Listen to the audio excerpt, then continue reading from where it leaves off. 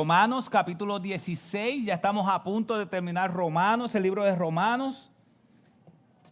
Así que Romanos capítulo 16, versículos 1 al 16. Llevamos, no recuerdo cuánto tiempo, si un año o algo así, ¿verdad? Con Romanos, así que vamos a ver una porción de la Escritura que aparenta no decir mucho, pero dice mucho más de lo que aparenta. Así que le invito a abrir sus Biblias en Romanos capítulo 16, versículo 1 al 16. Saldrá las pantallas para aquellos que no tienen Biblia, para que puedan seguirlo. Lo de la Biblia de las Américas dice así: os recomiendo a nuestra hermana Febe, diaconisa de la iglesia de Cencrea, que la recibáis en el Señor de una manera digna de los santos, y que la ayudéis en cualquier asunto en que ella necesite de vosotros, porque ella también ha ayudado a muchos, y aún a mí mismo. Saludad a Priscila y Aquila, mis colaboradores en Cristo Jesús, los cuales expusieron su vida por mí, a quienes no solo yo doy gracias, sino también todas las iglesias de los gentiles. Saludad también a la iglesia que está en su casa. Saludad a mi querido hermano Epeneto, que es el primer convertido a Cristo en Asia. Saludad a María, quien ha trabajado mucho por vosotros. Saludad a Andrónico y a Junías, mis parientes y compañeros de prisión, que se destacan entre los apóstoles y quienes también vinieron a Cristo antes que yo. Saludad a Amplías, mi querido hermano en el Señor. Saludad a Urbano, nuestro colaborador en Cristo, y a mi querido hermano Estaquis. Esos nombres son complicados, saludad a Apeles, el aprobado en Cristo. Saludad a los de la casa de Aristóbulo. Saludad a Herodión, mi pariente. Saludad a los de la casa de Narciso, que son del Señor. Saludad a Trifena y a Trifosa. Yo espero que sean hermanas, obreras del Señor.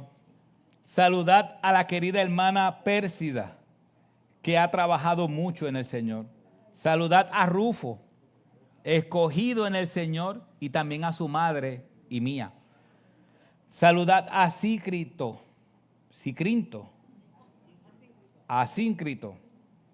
y a Flegonte, y yo, por más que yo estudié los nombres para que me salieran bien, a Flegonte, a Hermes, a Patrobas, a Hermas y a los hermanos con ellos. Saludad a Filólogo y a Julia, a Nero y a su hermana, y a Olimpias y a todos los santos que están con ellos. Saludaos los unos a los otros con besos santos. Todas las iglesias de Cristo os saludan. Señor, abre nuestro entendimiento para poder comprender las riquezas de este pasaje. Te lo suplicamos en el nombre de Jesús. Amén.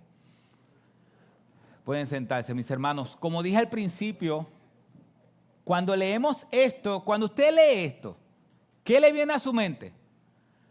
Que los nombres son difíciles, son complicados. Que saluda.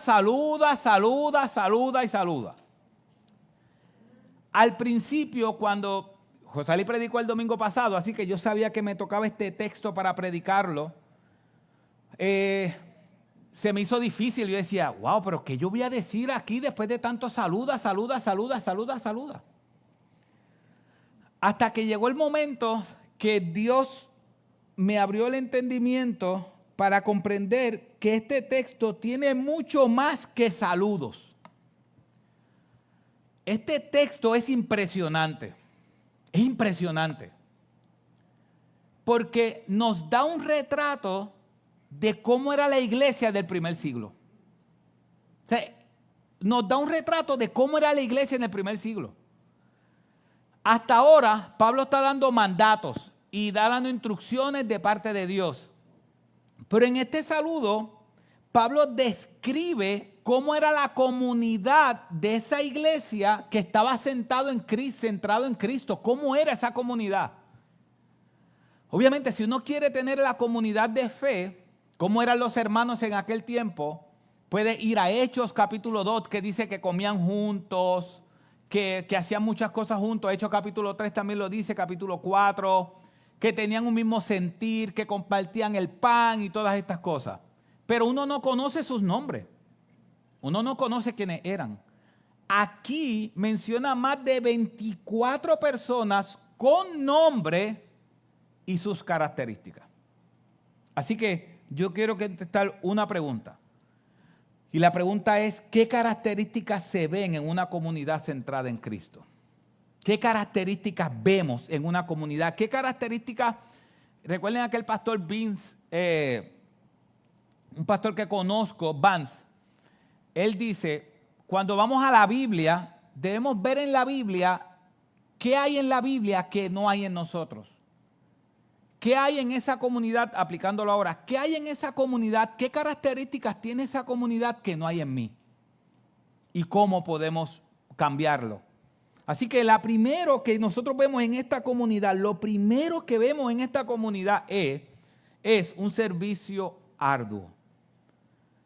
Si usted analiza, y vamos a ir versículo por versículo, vamos a brincar algunos versículos y regresaremos, pero están todos en orden, Miremos el trabajo de esa gente. Nosotros a veces pensamos que el evangelio es transformarnos para vivir adorándole. Y que simplemente es adorarle y adorarle y adorarle sin un servicio sacrificial. Cuando el Señor nos salvó para servirle. Así que miremos el servicio de esa iglesia. ¿Cómo eran ellos? Y que el Señor nos ayude a que lo que vemos en ellos, que no está en nosotros, que Dios haga algo en nuestras almas. Amén. Primero, Febe. Versículo 1. Os recomiendo, y si usted tiene algo para anotar, o puede marcar su Biblia, marque esas características que podemos ver en cada una de estas personas. Os recomiendo a Febe, nuestra hermana Febe, diaconisa de la iglesia de Cencrea.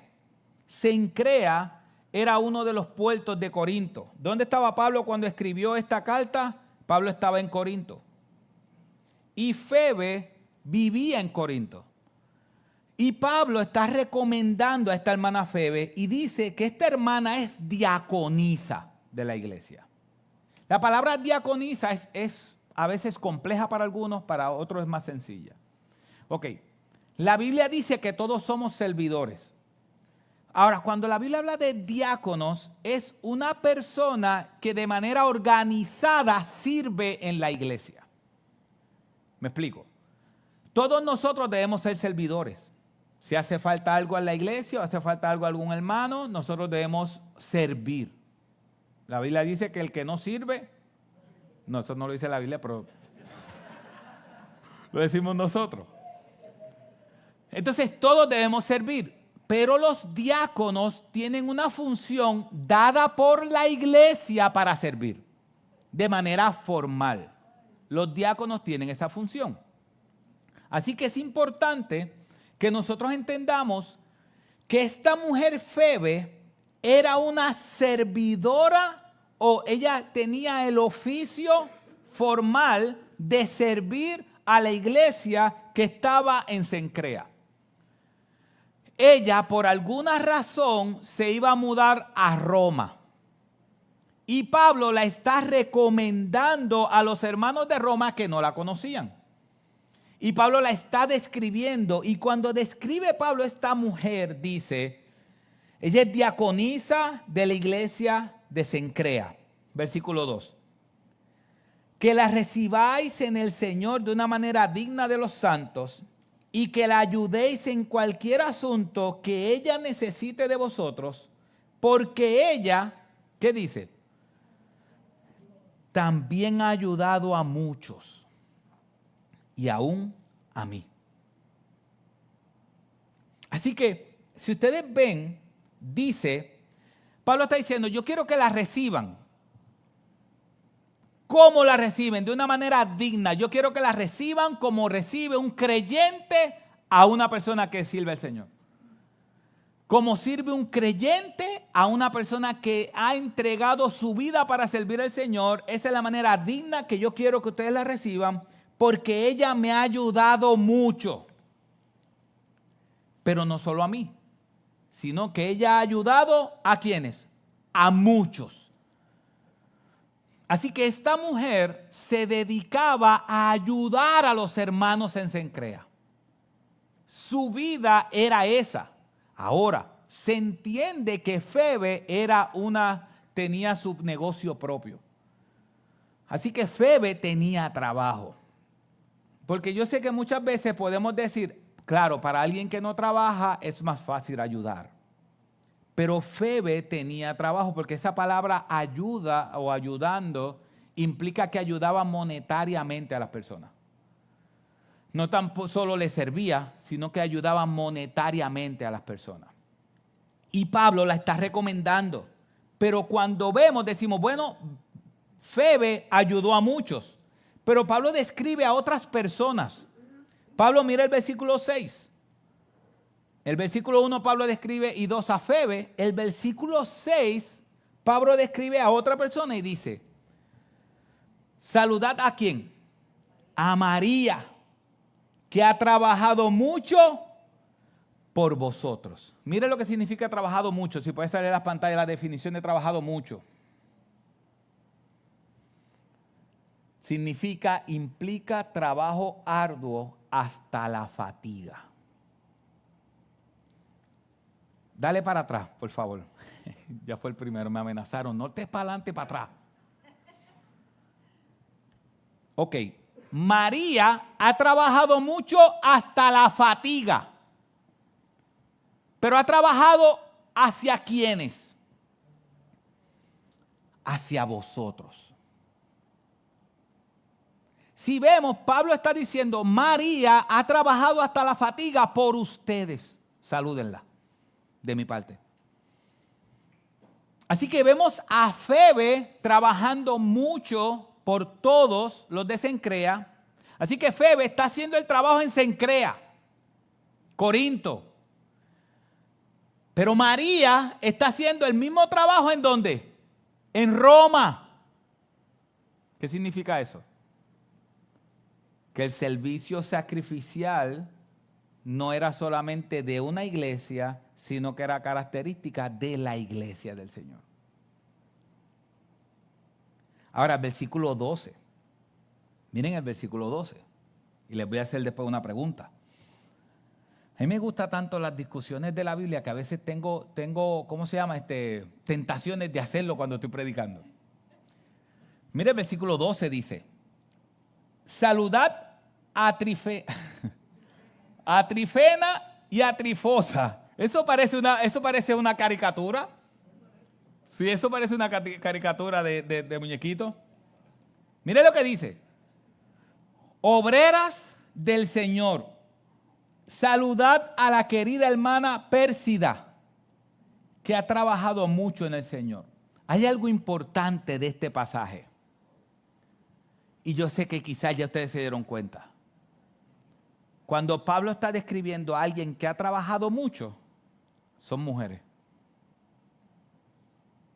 Veremos descripciones de otras personas ahora. Pero cuando Pablo está describiendo, está diciendo la iglesia del primer siglo, esa iglesia que comenzó todo. Mis hermanos, la iglesia del primer siglo fue la iglesia que comenzó todo. Eran los únicos creyentes, fue la iglesia la primera iglesia, lo que empezó todo. Las mujeres eran parte de ese servicio sacrificial. Entonces, Pablo está saludando, pero es impresionante porque Pablo todavía no había ido a Roma. Pablo no había ido a Roma. Pablo conocía a esas personas y les llamaba queridos hermanos, y lo veremos más adelante, porque se había encontrado con ellos en otros momentos. Recuerden que Hechos capítulo 18 dice que cuando estaba el emperador Claudio sacó a todos los judíos de Roma. El emperador Claudio sacó a todos los judíos de Roma. y estaba Pablo en una ciudad y llegó a Aquila y Priscila de Roma cuando Claudio los expulsó. Así que todos los judíos estaban en diferentes partes del mundo. Pablo los conoció, los amó y después esos judíos regresaron a Roma.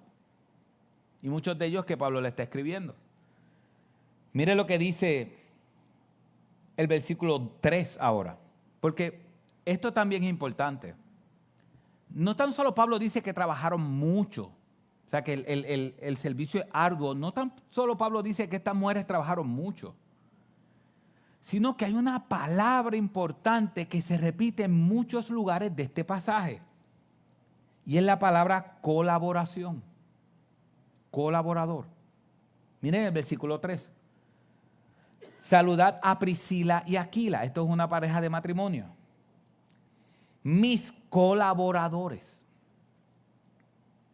Esa palabra colaborador significa alguien que hace el mismo trabajo del otro.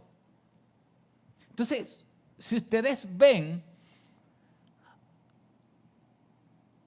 Priscila y Aquila, Pablo dice, ellos son mis colaboradores, significa que ellos hacían el mismo trabajo que Pablo. No el de escribir carta, pero el mismo trabajo de evangelismo y plantación de iglesia. Mira el versículo 9, yo sé que estoy brincando porque están entrelazados. Mira el versículo 9, el versículo 9 dice, saludad a Urbano, nuestro colaborador en Cristo, y a mi querido hermano Estaquis. Así que si tú ves, estas personas colaboraban, tenían la misma función que Pablo. Entonces es importante porque el trabajo de la expansión del reino de Dios, de que la salvación es solamente y exclusivamente a través de Cristo, por gracia, por medio de la fe, la gente de Roma o los judíos que regresaron a Roma no eran, ellos no entendían, no, eso es un trabajo de Pablo. No es un trabajo de aquel otro. Para ellos la expansión del reino era un trabajo de todos. Eran colaboradores. ¿Y sabes qué pasa? Hay veces que nosotros no vemos las oportunidades que Dios nos da como parte de la expansión del reino. Y si usted analiza su vida y donde Dios lo ha puesto, usted tiene lugares de influencia. Algunos son dueños de negocio, otros están envueltos en el deporte. Y en esas áreas, Dios lo ha puesto como líderes e influencia. Pero hay veces que no vemos eso como de parte de Dios para alcanzar a los perdidos, sino que separamos la vida cotidiana de la vida de iglesia. El mundo está perdido. Hace poco en un lugar mataron a un joven de 16 años. Estaba en el lugar equivocado, en la droga. Hace un tiempo atrás, lamentablemente en Guayanilla mataron unos jóvenes que creo que jugaban con algunos de los jóvenes aquí, en algún deporte. Los jóvenes se están perdiendo. Los jóvenes están entendiendo que si tienen dinero, lo tienen todo. Y hablamos hace un tiempo atrás que la gente con dinero al final termina quitándose la vida porque el dinero no satisface el alma. Solo Dios satisface el corazón. Pero si tenemos lugares de influencia, tenemos que influenciar con el evangelio porque por algo Dios nos puso ahí.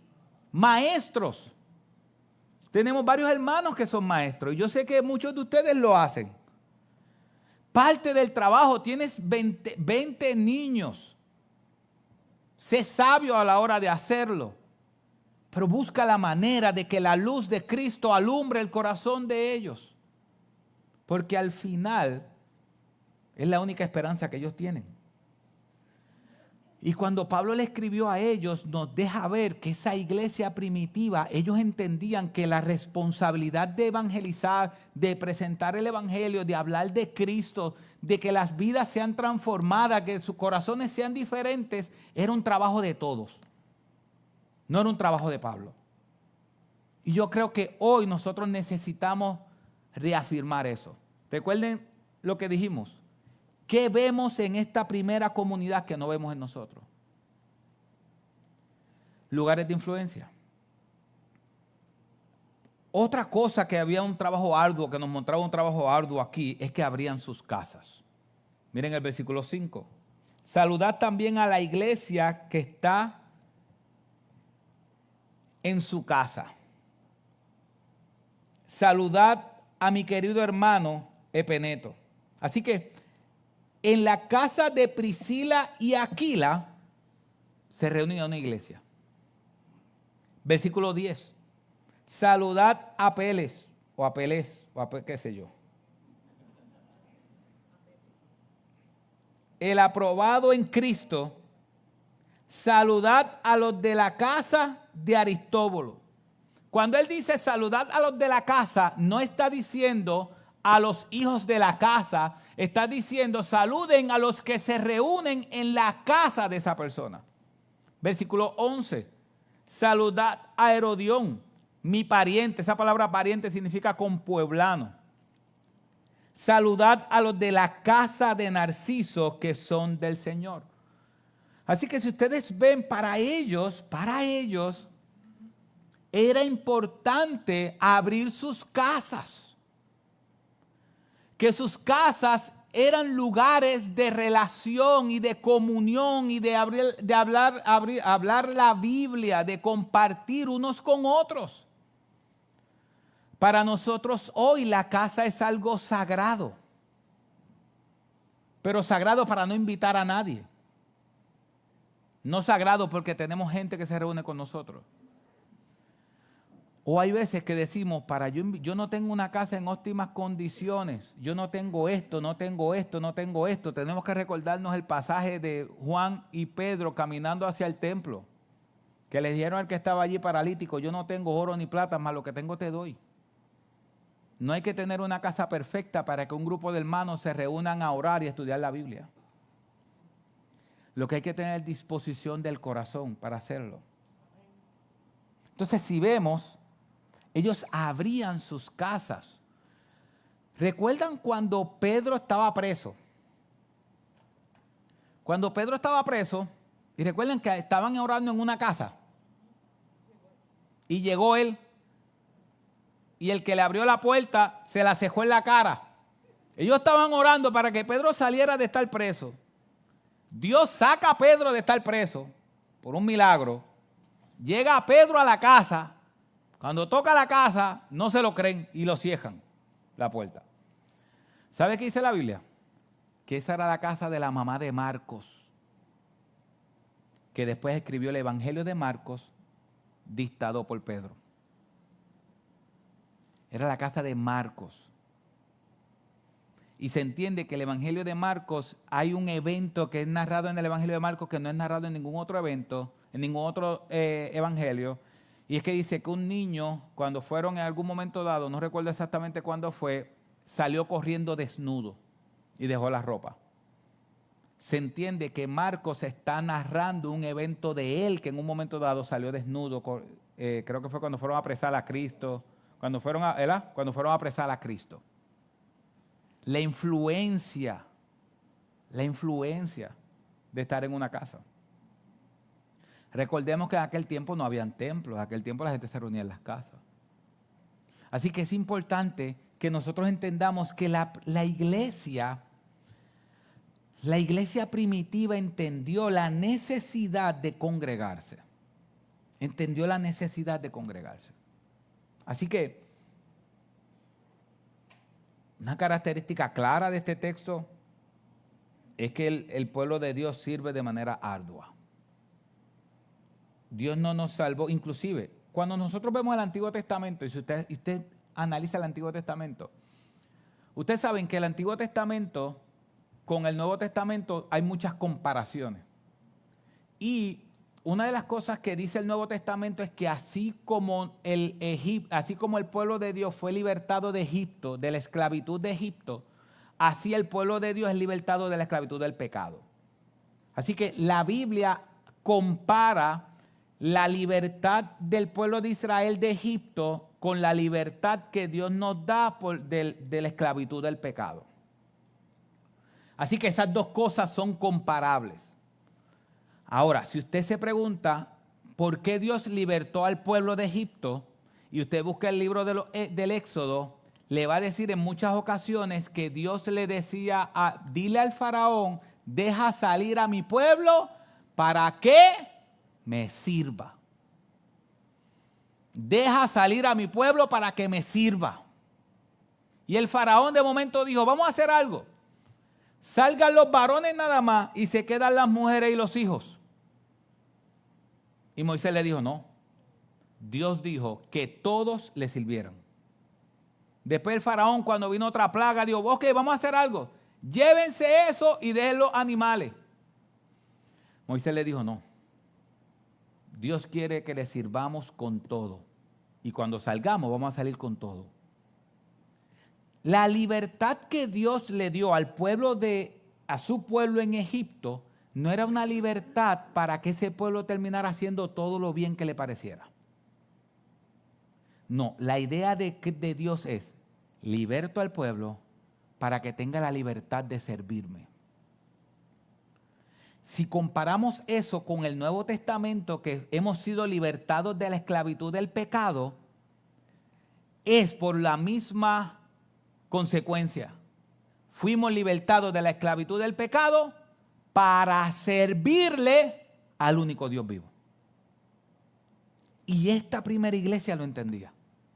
Bueno, dice, a algunos lugares dice que aún ellos no sabían que cuando fueron hospedadores en su casa, que hospedaron hasta ángeles.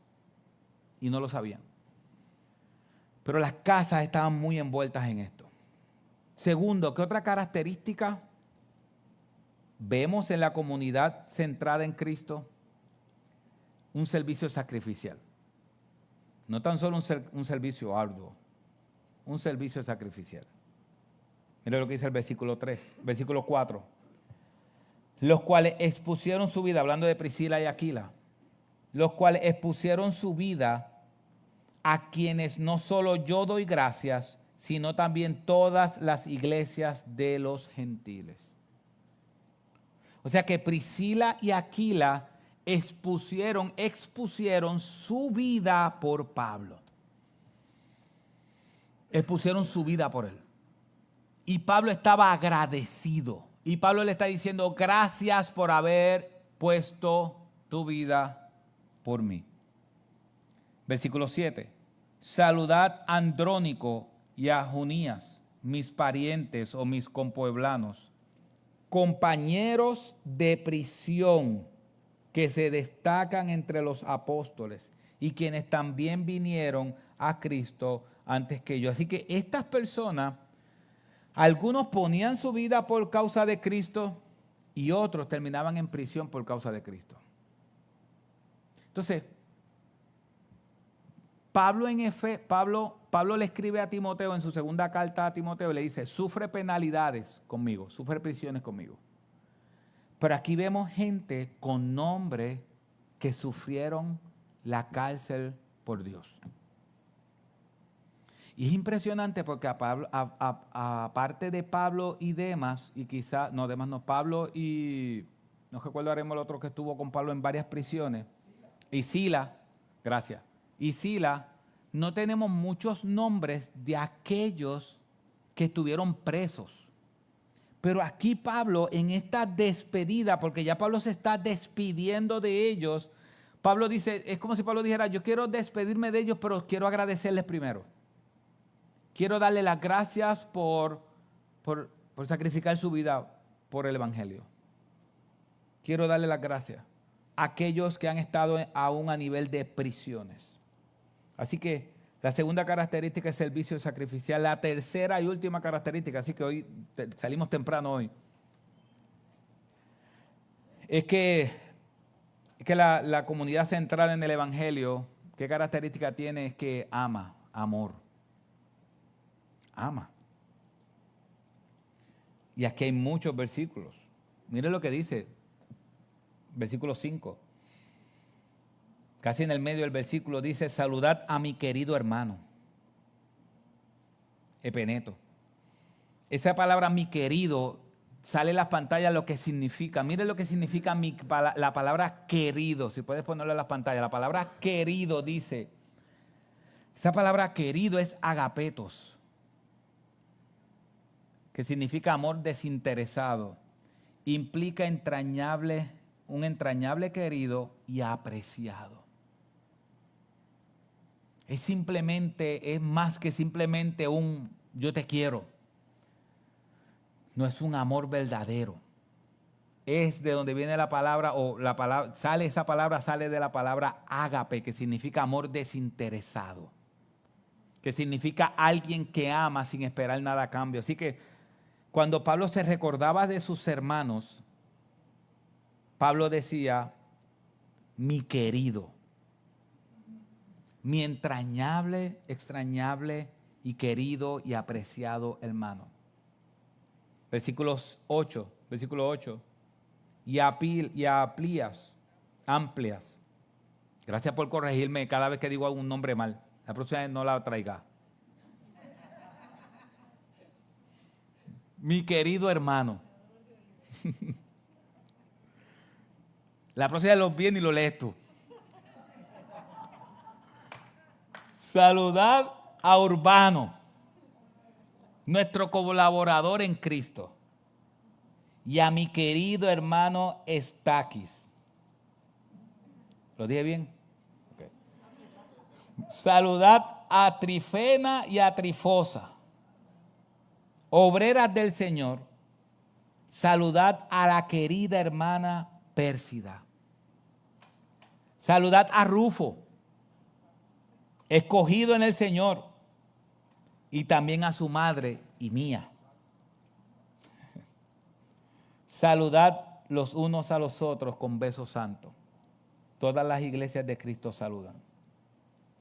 Déjame aclarar lo del beso santo, porque no es ese beso santo fue al principio de la iglesia, ese amor se hacía de esa manera.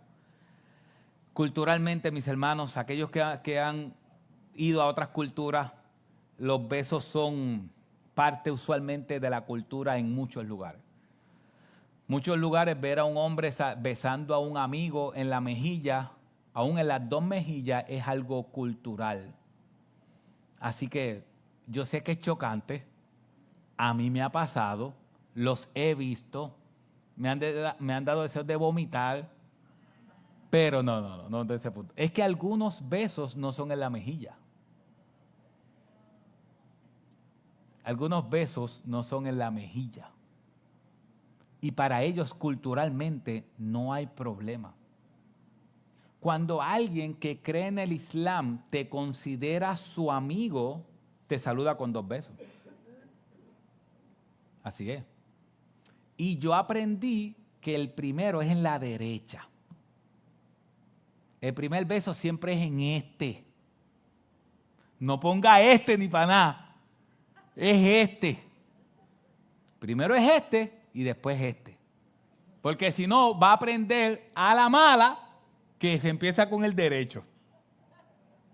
Así es la cultura. Y así se presentaba, así era en aquel momento. Así que vemos el amor que tenía Pablo por ellos y el amor que se tenían los unos a los otros. Y de verdad que hay que seguir creciendo en eso.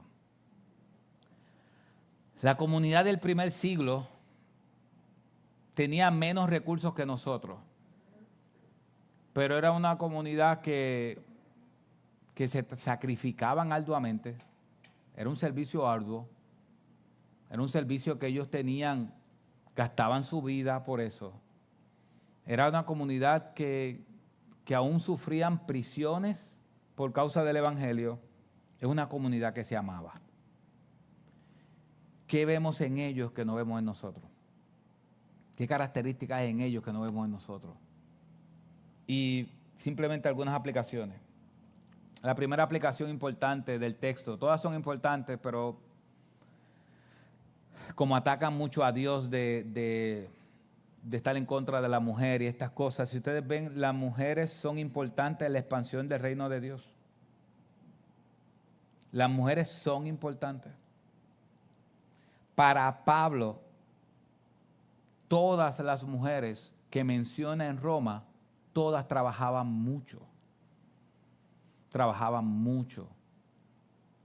Y trabajaban mucho significa gastaban sus energías, sus fuerzas, sirviendo a los demás.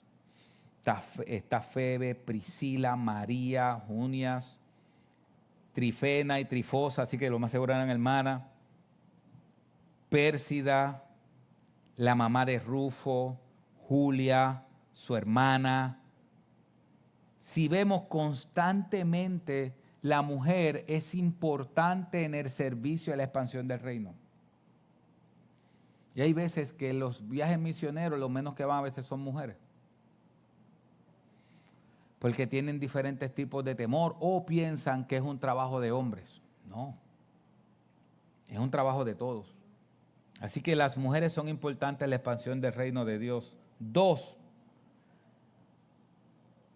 y este es más algo para analizar. A veces uno se para aquí, habla porque tiene un timeline, un tiempo. Y a veces no analizamos. Mire esta pregunta de análisis, que yo me la hice y se la hice a varios hermanos, porque cuando vi lo importante de este texto, no quise ser confrontado solo, confronté a un par de gente con el pasaje también para que no durmieran. Si Pablo escribiera una carta a la Iglesia Bautista La Gracia, ¿qué diría de ti? ¿Qué diría de ti? Está fuerte. Está fuerte. Y cuando una de las personas que le dije eso me respondió y me dijo, es que eso se va a dar porque en el día del juicio final todos rendiremos cuenta por lo que hicimos. Así que si Dios inspirara, ya no lo va a hacer, pero hubiese inspirado a Pablo a escribir a la Iglesia de Bautista La Gracia una carta, ¿cómo te describiría Pablo? A veces uno diría, yo creo que yo no aparecería ni en la lista. Mis hermanos, ¿qué vemos en esta iglesia del primer siglo que no vemos en nosotros? Así que esto es un texto no simplemente para terminar con el amén oral, amén y una canción. No es un texto para que nosotros nos llevemos a nuestras casas y meditemos y veamos las características de estos hermanos y qué no hay en nosotros y pedirle a Dios que nos ayude a hacerlo. Pero para terminar, hay algo aquí que se nos puede pasar por alto. Y no quisiera que se nos pasara por alto. Cuando Cristo estaba siendo latigado, cuando Cristo lo estaban latigando y estaban abusando de él, ustedes saben que cuando Cristo tenía la cruz encima y empezó a caminar, los evangelios dicen que Cristo ya, por todo el castigo que había recibido, se le hacía difícil cargar su cruz. Y se estaba cayendo constantemente. Y de momento, dice la Biblia, que había una persona que salió del campo. Dice, y tal Simón de Cirene salió del campo. Qué casualidad. Salió del campo y cuando pasó por donde estaba el tumulto, los guardias, dice la Biblia, que lo obligaron a cargar la cruz. Mira, ahí está. Marcos 15, 21. Y lo obligaron a cargar la cruz. Lo obligaron. Así que él fue tranquilo, un día cualquiera, tomaron, lo obligaron y cargó la cruz. Marcos nos da un detalle de Simón de Cirene. Y Marcos dice, y obligaron a uno que pasaba y que venía del campo, Simón de Cirene, el padre de Alejandro y Rufo, a que llevara la cruz de Jesús. Marcos nos da un detalle que nadie nos da. Marcos le está escribiendo a un pueblo general, pero también a un pueblo que conocía la historia. Y cuando Marcos está escribiendo, y que es Pedro el que está narrando, es como si dijera, oye, ese es tal, el papá de este. Entonces le estaba poniendo a la gente en tiempo y espacio quién era Simón de Cirene. Así que Marcos está diciendo, cogieron a un Simón de Cirene que caminaba por el campo, venía del campo, lo obligaron a tomar la cruz. Ese es el papá de Alejandro y Rufo. ¿Qué se supone que hicieran los que recibieron esa carta o ese evangelio? Ah, el papá de Alejandro y Rufo. Y ese detalle quizás usted dice, bueno, Romanos capítulo 16, versículo 13, mire lo que dice. Saludad a quién. A Rufo, escogido en el Señor. También a su madre, que es como mi madre. ¿Quién es ese Rufo? El hijo de Simón de Cirene, el que cargó la cruz de Cristo. Ese es ese Rufo.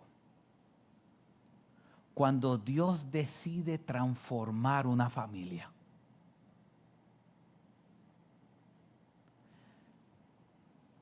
como yo decía en el estudio, es que la Biblia tiene que ser escrita por Dios. Obligatoriamente escrita por Dios. Así que este hombre que bajó del campo un día, como un cuento, bajó del campo un día, de momento los guardias lo obligan a cargar la cruz de Cristo. El cargar la cruz de Cristo hizo que su familia reconociera que Jesucristo es el Señor. Mira lo que dice Pablo, escogido en el Señor. Ahora usted entiende por qué Pablo está diciendo escogido en el Señor. ¿Por qué usted cree que Pablo está diciendo ahora escogido en el Señor? Eso está fuera de liga. El hombre que terminó cargando la cruz, obligado a cargar la cruz de Cristo, no sabemos si él se convirtió, lo más seguro sí, pero lo que sí sabemos es que sus hijos y su esposa, la esposa de Simón de Cirene, terminó siendo como una madre para Pablo. La esposa de Simón de Cirene terminó siendo como una madre para Pablo. Y los hijos de Simón de Cirene terminaron glorificando a aquel que su papá ayudó a cargar la cruz. ¿Ustedes se imaginan eso? Cuéntame, Simón, de tu papá. No, cuéntame, Rufo, de tu papá. Bueno, mi papá cargó la cruz de Cristo junto con él.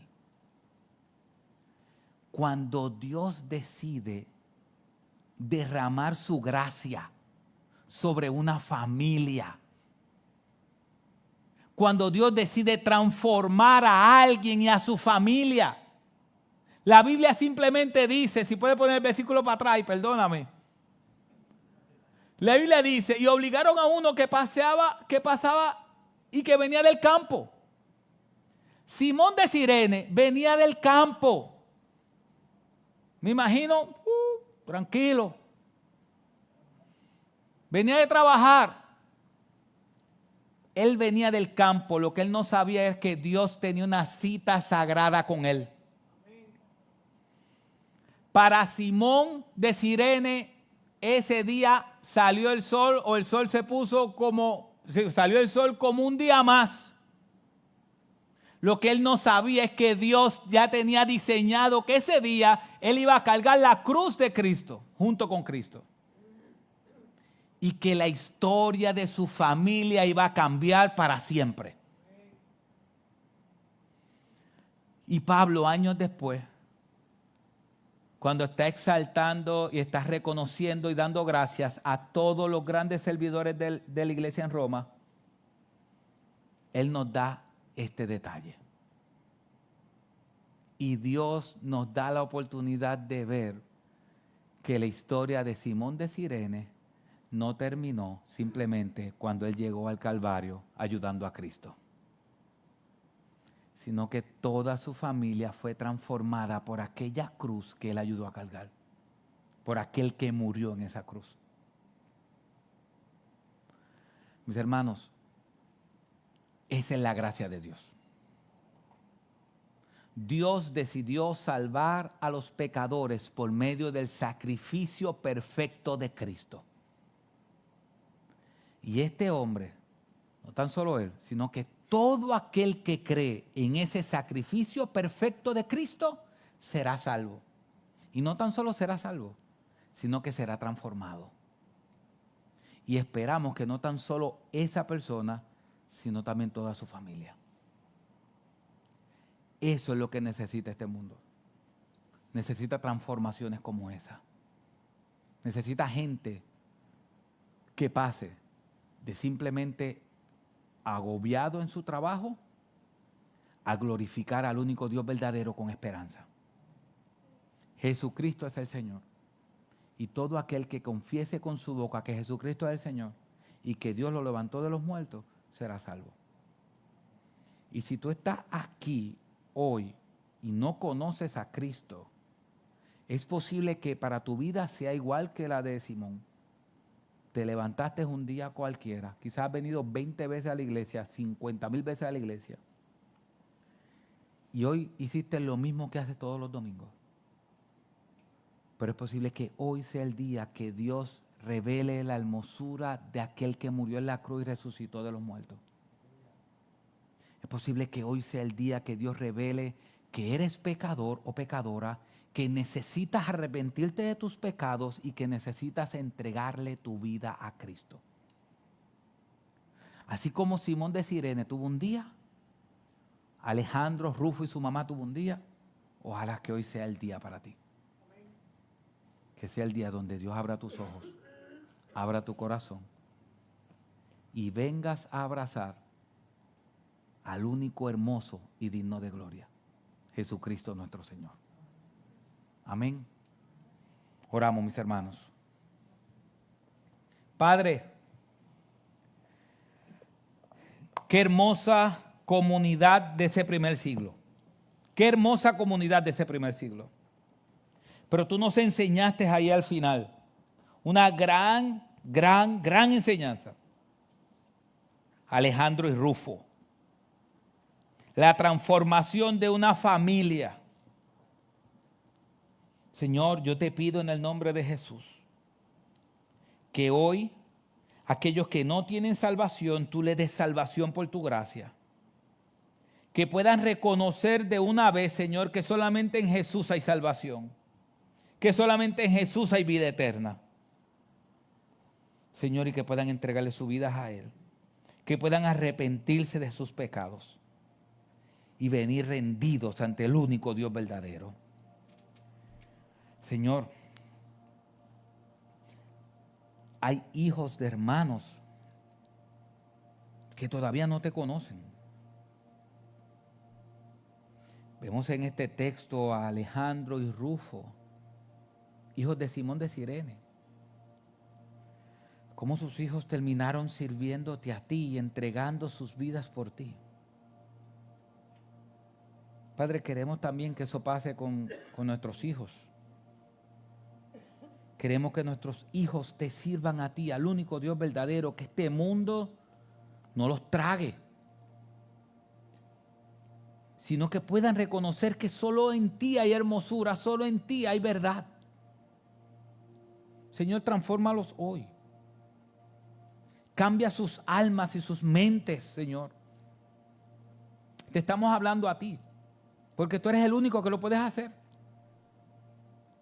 Padre, aún no estén aquí, porque yo sé que algunos de los hijos de mis hermanos no están aquí en este lugar, pero tú no tienes límite. Señor, tú no estás sujeto ni a espacio ni a tiempo. Lleva tu evangelio y que la semilla que se ha depositado en esos corazones por años dé fruto al 100%. Señor, ayúdanos a ser una comunidad de fe, que trabajemos arduamente, que nos amemos los unos a los otros con un amor entrañable y extrañable. Señores, que estemos dispuestos a padecer por ti. Padre, aquí hay mujeres, levanta a las mujeres en tu obra. Levántalas, Señor. Sé tú usándolas para tu gloria. Y también hay hombres, Señor, úsalos para tu gloria. Padre, dale fuerza a aquellas mujeres, como quizás algunas de este texto, que viven solas, que tenían hijos y estaban solas. Padre, fortalécelas. Dale fuerza, Señor. Tratar de hacer el bien cansa. Pero tu palabra dice en Gálatas que no nos cansemos de hacer el bien porque a su tiempo segaremos. Padre, ayúdanos a no cansarnos de hacer el bien. Y engrandece a Cristo a nuestros corazones. Porque no queremos salir de aquí simplemente amándonos como hermanos, queremos salir de aquí amando más a Cristo. Y que eso nos lleve a amar a nuestros hermanos. Suplicamos estas cosas a ti porque tú eres el único que lo puedes hacer. Que tu Espíritu Santo nos haga entender lo que hay en esa comunidad que no hay en nosotros, y que el Espíritu Santo nos confronte de pecado y nos ayude a ser diferentes. Padre, esto es una súplica. Nosotros, ¿quién somos nosotros para declarar estas cosas? Te suplicamos que tú nos ayudes a eso. Te lo suplicamos por los méritos de Cristo, no por los nuestros, sino por los méritos de Él. En el nombre de Él y de Jesús. Amén.